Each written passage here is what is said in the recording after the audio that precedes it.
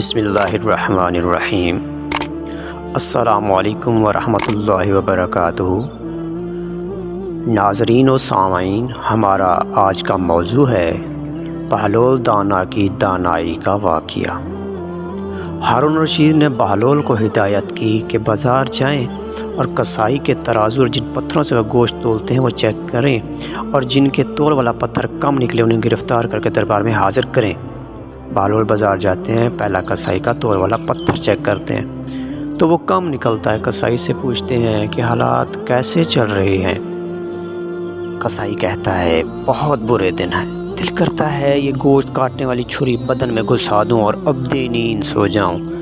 بہلول آگے دوسرے کسائی کے تول والے پتھر کو چیک کرتے ہیں، وہ بھی کم نکلتا ہے۔ کسائی سے پوچھتے ہیں کہ کیا حالات ہیں؟ وہ کہتا ہے کہ کاش اللہ نے پیدا ہی نہ کیا ہوتا، بہت ضلالت کی زندگی گزار رہا ہوں۔ بہلول تیسرے کسائی کے پاس پہنچے، تول والا پتھر چیک کیا تو بالکل درست پایا۔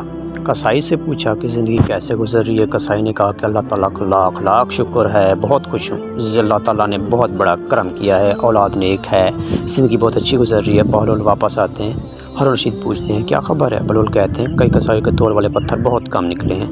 ہارون رشید نے غصے سے کہا تو پھر انہیں گرفتار کر کے لائے کیوں نہیں؟ بہلول نے کہا کہ اللہ تعالیٰ انہیں خود سزا دے رہا تھا، ان پر دنیا تنگ کر دی تھی تو یہاں لانے کی کیا ضرورت تھی؟